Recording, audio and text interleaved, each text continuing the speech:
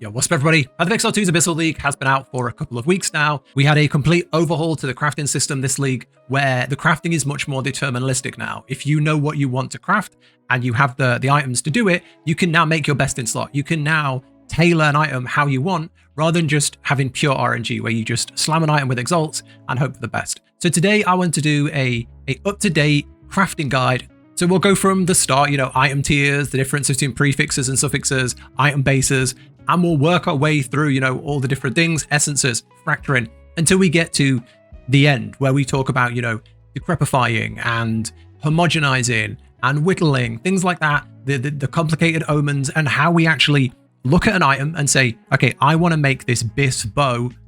Where do I start? I want to do this. Where do I start? Because the people have made guides on how to craft a certain item.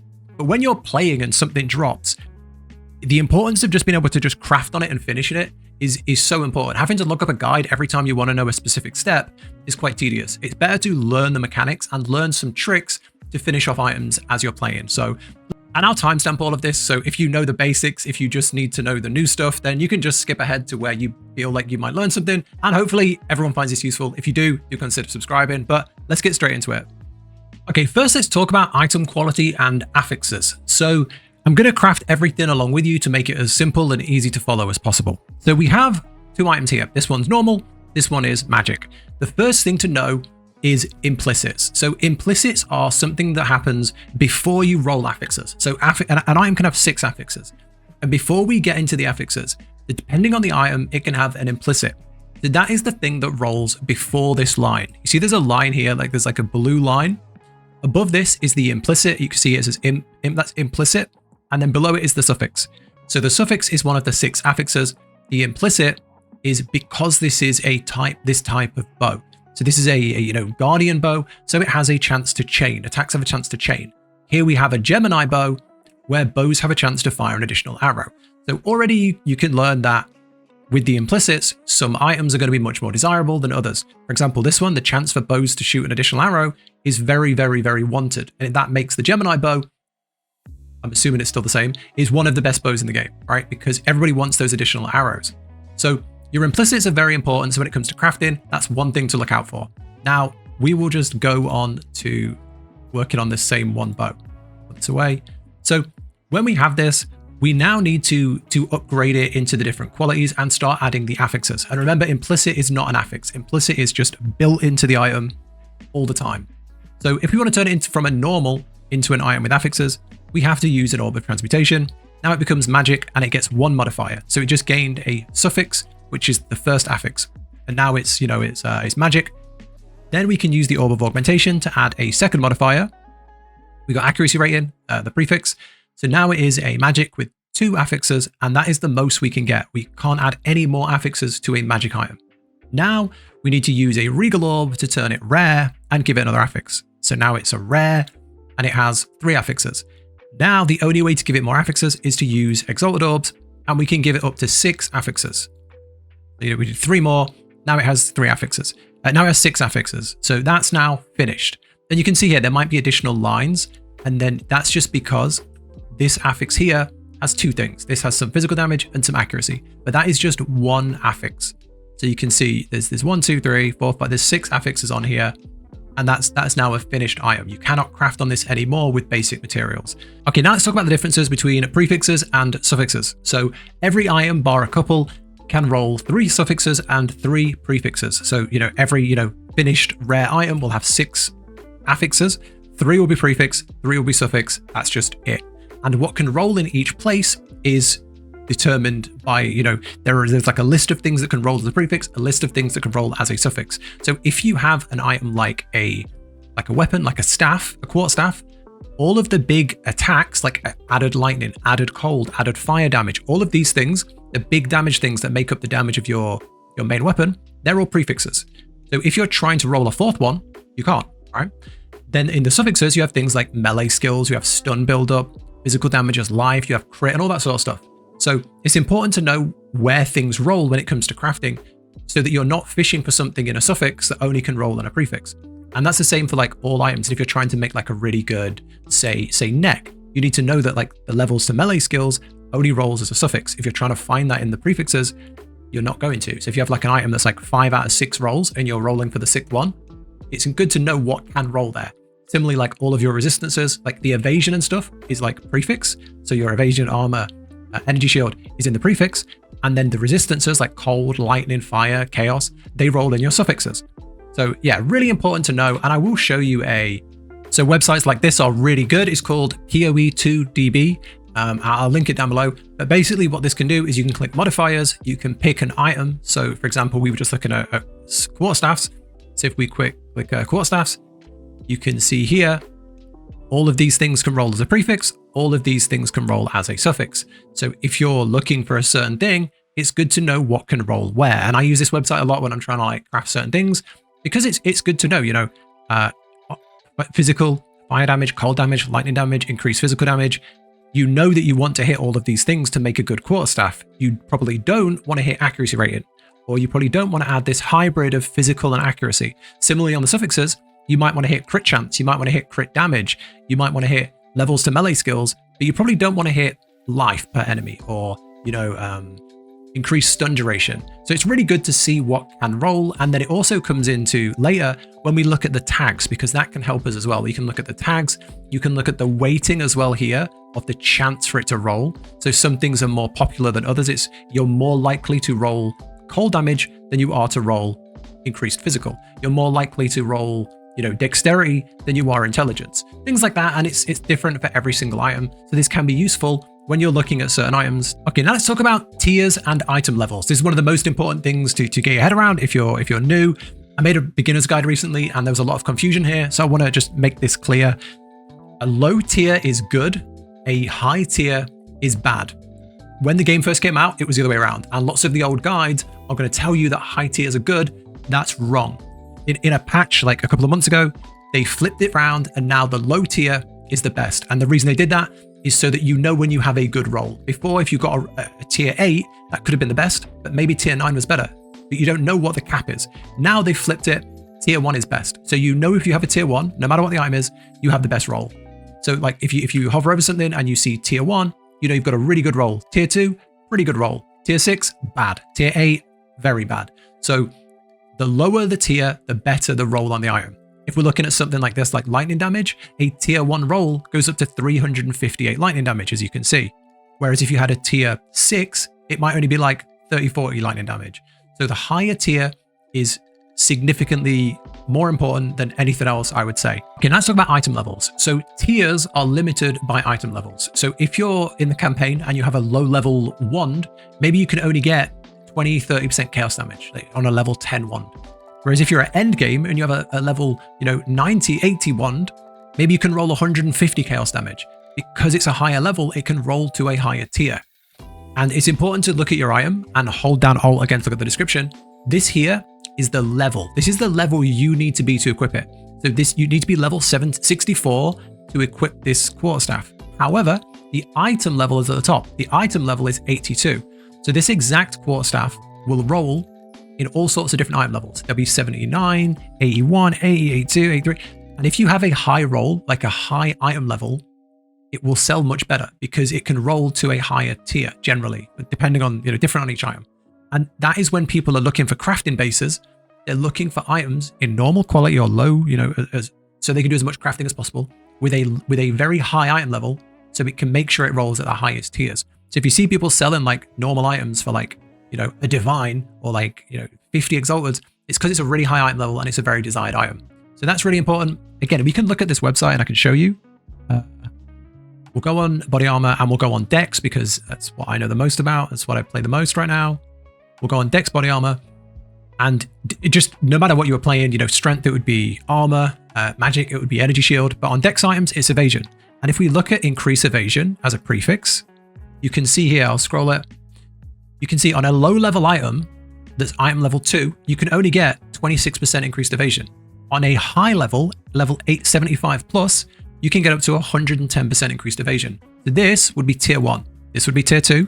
This would be tier 3, etc., etc. So this is a good roll. This is like the best roll. So if you're looking to craft a piece of body armor, it needs to be at least item level 75 to get tier 1 rolls. Similarly on the resistances, if we look at like fire resistance, to get a tier 1 roll of fire resistance, your item needs to be 82 plus. So if you're crafting on a chess piece that's level 81 and you think, oh, why am I not hitting those like best rolls? You could be limited. So make sure you're always crafting with an item that hits the requirement to get to tier 1. Okay, now let's talk about deterministic crafting. So when we're just throwing items in and hoping for the best, you know, when we go into our stash and we just throw on these things here and just hope for the best, very risky. You're most likely going to get a bad item. And if you do get something good, you're very lucky. And that's pretty much all we were doing until the Abyssal League, where we got this big crafting overhaul.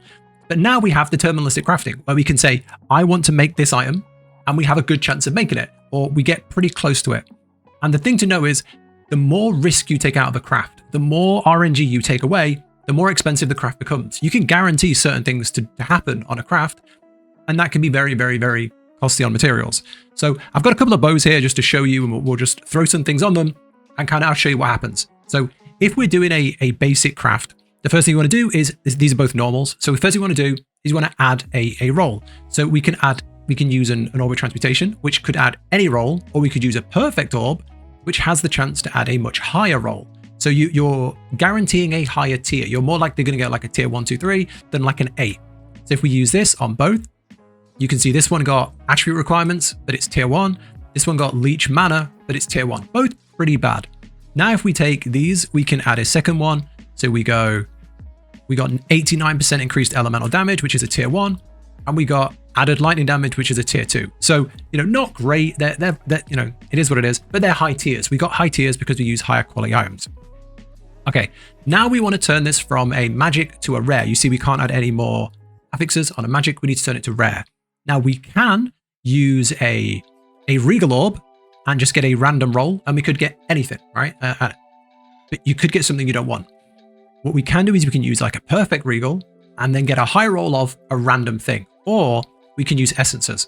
With an essence, we can guarantee what we get next. So if I go onto here and what I do is I go into essences and I type in like weapon, and you can look at the greater affixes. All of these here can be used on a weapon. So what could we add to these bows? We could add two-handed melee. We can add fire damage. We can add cold damage.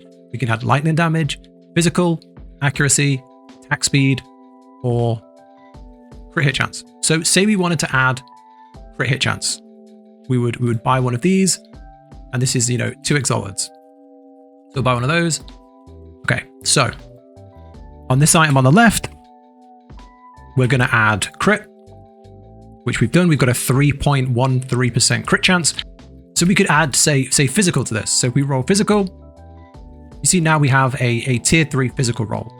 So you can see with essences, we can choose what to add when we turn it from a magic to a rare. So our third affix, we can deterministically choose it by using an essence. And you know, these are just lower level ones for lower level items, but generally at endgame, all you'll be using is greaters. The perfect do something completely different, which we'll talk about later. But turning it from a magic to a rare, you use greater affixes when you're when you're using the majority of endgame items.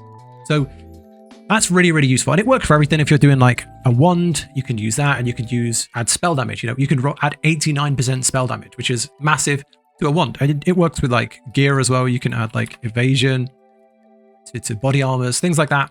So that's really, really useful and something you definitely should be doing when you're trying to craft gear. Now, how do we finish this off? If we have an item like this, we can just go random. We can go random and we can just go 1, 2, 3. Okay, the item's done. And now, you know, we got fire damage, we got accuracy, you got some light radius. Trash. You know, you can finish an item like that. You can just throw affixes on. Yeah, you can throw exalteds on and just give it affixes and hope for the best. That's the worst thing you can probably do. You can just throw things on, and you usually end up with rubbish like this. So I'm going to put this away. That's one thing. The next thing we can do is we can do, again, more deterministic crafting. So I bought another one and crafted with it to show you 2 examples now. So let's say you're in this position where you have your 3. You've got this one here where the 2 prefixes are good, but they're both damage, lightning damage, physical damage, and then you have leech damage as mana. That's bad. So you've got 2 good prefixes and you've got a bad suffix. So we want to add another prefix, but we don't really like our suffix. Here we have lightning damage, physical damage, and none of these are like S tier, bows. This is just to show you examples. We've got 2 good prefixes, and we've got crit damage bonus on the suffix, which is good. That works for a lot of builds that use crit. So there we've got 3 good things. On both of these, we want to add another good prefix. So what do we do? So I'll show you a few things you can do when you're at this point and you're trying to think what to do next. And this isn't exhaustive of everything you can do, but it's just a good example. So if we go to Ange and we go to the exchange, I would type in here and I would just type in prefix. Type prefix in the search. And these are all the things we can do that will impact the prefix because we want to add a prefix. So we can do a sinstral exaltation. What will that do? It will make sure the next exalted only adds a prefix. I mean, that's okay, but it doesn't make sure it's going to be good. It doesn't do anything in particular.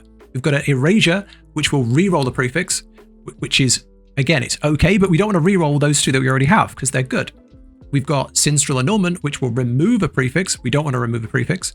And we have your next perfect or corrupted essence will remove a prefix. Again, we don't want to remove a prefix. Or we have a sinstral necromancy. Your next desecration will add only a prefix. So we can add a desecrated prefix. That's really good. So we'll grab one of these. These aren't that bad, I don't think. 13, yeah, they're fine. So we'll grab one of these. And then again, if we type in here, we know we want to remove a suffix here. So if we go suffix, what do we have? We have your next exalted orb will add suffix. Your next chaos orb will remove a suffix. That's not bad. But how much is this? That's like 2 divines. That's pretty bad. So we go back, suffix. Dextral annulment will remove a suffix. How much is that? 500. That's like, 3 or 4 divines. That's a lot. And what about this one? Dextral crystallization. Your next perfect or corrupted essence will remove a suffix. How much is that? 23. Okay, we'll get one of those. So this will remove a suffix when we use a perfect or corrupted essence, and this will add a guaranteed prefix. So if we're looking at these, what do we want to do with this one here? This one, we've got good prefixes and a good suffix. All we want to do is add another good prefix. So we can use a desecration here, and this will make sure the next desecration goes in the prefix slot. So we can use the abyssals. So we have these things here. I'm going to assume you know what these are because they kind of in the story, they show you these. But basically you have these preserved things. That's for weapons and quivers. That's for armors. And that's for amulets, rings and belts. So you just use these to add a desecrated modifier. You unveil it at the well. So this is a bow. So it would be a jawbone. So I've got these already, but I'm just buying it to show you easier. So let's do this. So we will add this. So we highlight this to make sure we add a prefix. And then we're adding it to this one here. And then we add it like this. So now we have 3 prefixes and we are going to go and use the well to identify this. Okay, at the well, we'll go in, we'll throw this in and see what we get. So we got pretty bad rolls, to be honest. We got 20% increased elemental damage with attacks, 31% increased bonus from quiver. That's not bad, actually. That's not a bad one. I'm not sure what the tier is on that, but you can go on that website and look if it's a high tier or not before you make your choice. And it's a tier 1. Okay, it's a tier 1 roll. So we have increased bonuses gained from equipped quiver, which is a really good thing to have. That's a good thing, Your quivers can be massive source of damage. So a 30% increase to your quiver is really, really good. You can lower your risk here by buying a Omen of Echo, I think it is, which lets you re-roll if you don't like any of the choices. Okay, so we've got 3 good prefixes and a good suffix. How do we keep deterministically crafting? How do we keep adding things that we want and avoiding things we don't want? Well, we can go into here and we can just throw on a Greater Exalted and hope for the best. That's the one solution, the cheapest solution. And we could get something good, but we could not. We could get something bad. So what can we do? Well, we can go and use this item here. We can go onto the exchange and we can use these items here, the Homogenizing Exaltation. And that means the next Exalted will add the same type as an existing modifier on the item. So to keep it really simple, affixes have tags. So assuming your item had crit, there is a chance that that crit will get carried in and you will then get another affix that has crit, right? Keeping it really simple. So if we were to look on the website, which we've showed earlier, you can see here, this is a bow and these are the tags. So if we used a homogenizing exaltation, we make sure that the next exalted hits something we already have. So we have, what do we have? We've got lightning damage. Let me just double check. We have lightning damage. We have physical damage, crit damage, and bonus from quiver. So we have this lightning damage. We have physical damage. We have bonus from quiver, which is down here, which is a Kurgle modifier. And then we have crit damage, which is damage, attack, and crit. So if we use a homogenizing exaltation, we're only going to get things that have these tags. So damage, elemental, fire, attack, critical, damage, attack, which means we're not going to get reduced attribute requirements. We're not going to get dexterity because that's an attribute. We're not going to get gain life on enemy. So we take out a lot of the bad affixes here. We take out a lot of the trash, the things we don't want. There are some things, you know, we would like that we're losing, but we take out a lot of the stuff we don't want. We could obviously still get accuracy rating, but when it comes to some items, you can use this in a really, and these are just examples. You could use this in a really specific way to get the exact thing you want at this point in the craft. If you tailored it perfectly, people do it with crit. They like guarantee crit so that when it comes to this point, they can guarantee the exact thing they get. And that's one way to really, you know, take the risk out of the final part of the craft. So I'll show you now back in game. Right, we've got one here, so we'll grab this. So if we use this, and then we use an Exalted Orb, we would then get a guaranteed thing here that matches the things already on the item. So hopefully taking out any of the bad stuff. Now, another thing we can do here to further reduce cost is if we go into our ritual, we can use these things. These things here, it just means when you use an Exalted Orb, it'll use 2. So we can basically use this twice by using a Greater Exaltation, if that makes sense. Hope that's not too confusing. So now, if we use both of these, what we're doing now is we're adding 2. We're going to use a Greater Exalted Orb to add 2 suffixes, because that's all that's left. So we're going to add 2 suffixes. Those 2 suffixes are going to use the Homogenized Exaltation to only have tags that we already have on this. So hopefully no attributes, no reduced, blah, blah, blah, hopefully just good things. It's still going to have luck, but it takes out some of the RNG. So if we use that, what do we get? We got 4% crit chance and leech physical damage as mana. That's pretty good. We now have a bow with crit damage, crit chance, you know, physical damage, lightning damage. That's not a bad bow, all tier 2, tier 3. You know, this isn't best, but it's pretty good. And we took out a lot of the bad risks here. We ended up with something pretty good. Okay, so we've covered how to add affixes as deterministically as possible, getting the affixes that we want and removing as much RNG as possible. Now, what about removing affixes? Let's say you hit something you don't want. How do we take it off? How do we remove an affix? Well, let's use this as an example. We have 2 good prefixes and a bad suffix. How do we remove that suffix? Well, one option is using an Orb of Annulment. An Orb of Annulment will remove a random modifier from an item. So you could use that. The only problem is it's a 1 in 3 chance. There is a 1 in 3 chance that you get rid of the leech and a 2 in 3 chance you get rid of lightning or physical. So you're more likely to get what you don't want, right? Where an Orb of Annulment is good is where you have lots of things you don't want and a couple of things you do. So for example, I bought this one here. You can see this has a tier 8, a tier 9, a tier 5. It has lots of bad things, but then it has one very good thing. It has crit hit chance. So you could use an Orb of Annulment on this, and you have a 3 in 4 chance of getting rid of something you don't want, and a 1 in 4 chance of it going wrong. So if we annul it, this will remove modifier, and we don't want to lose the crit hit chance. And we didn't. We kept the crit hit chance. So you see, you removed a modifier you don't want with an Orb of Annulment.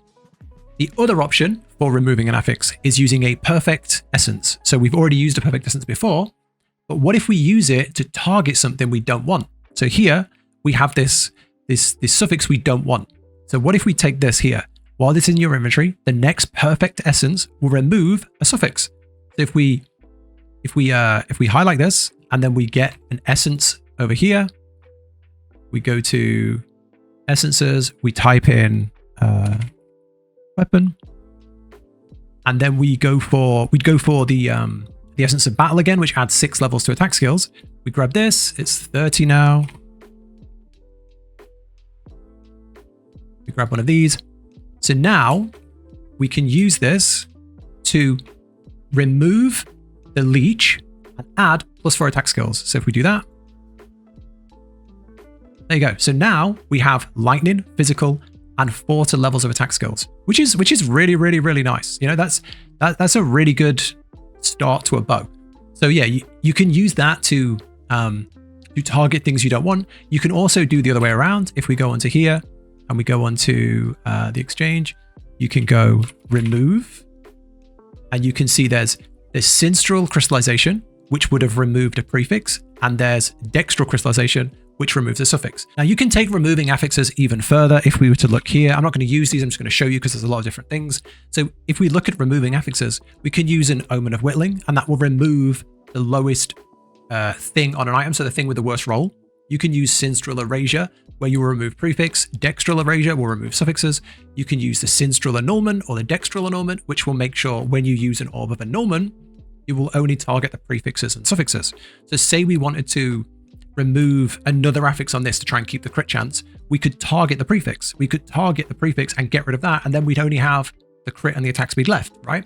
So you could target with that, same way we removed it with the annulment, we'd do it again, but we'd only hit the accuracy, which again is an expensive way to narrow down on an item to the one thing you want. Okay, now we haven't spoke about fracturing. Fracturing is when you use a fracturing orb to lock an affix in place. So say you have a really good roll, you get lucky and you hit like a max roll on something and you want to keep it. And then you want to remove everything else and go from there so that you can start crafting from scratch. Or you want to lock something to reduce the risk of losing it when you remove something else. Say you want to, using an annulment, you want to make sure that you don't accidentally remove this later on.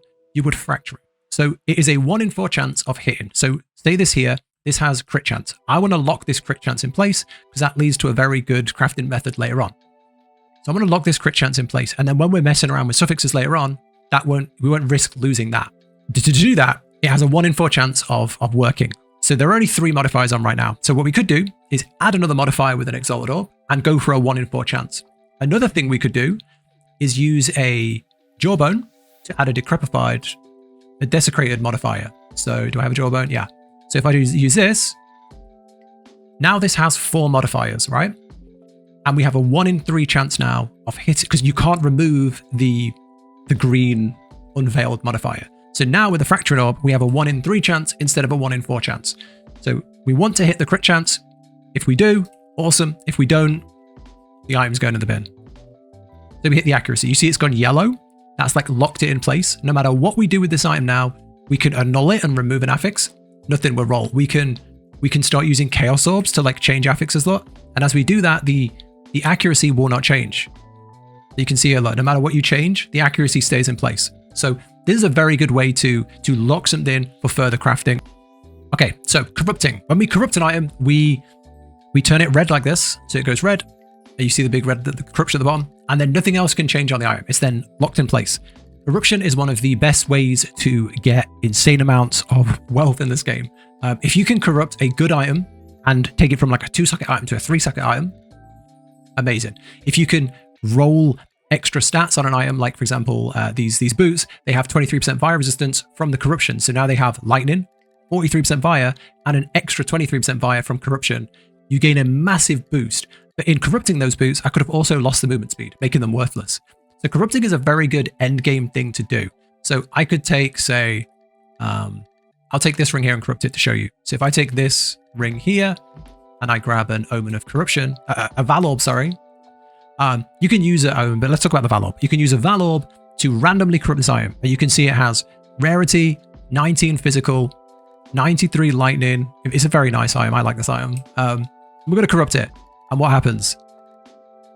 So yeah, what we did there, we lost like 5 physical, I think. I think we lost a little bit of physical. I think it was like 5 maybe altogether. Not sure. But yeah, these can have really, really good results. They can also have very bad results. But I try and corrupt most of my items just because it's fun. And you can hit some really good stuff. Okay, now let's talk about divining and sanctifying an item. So when you divine an item, you use a divine orb on an item.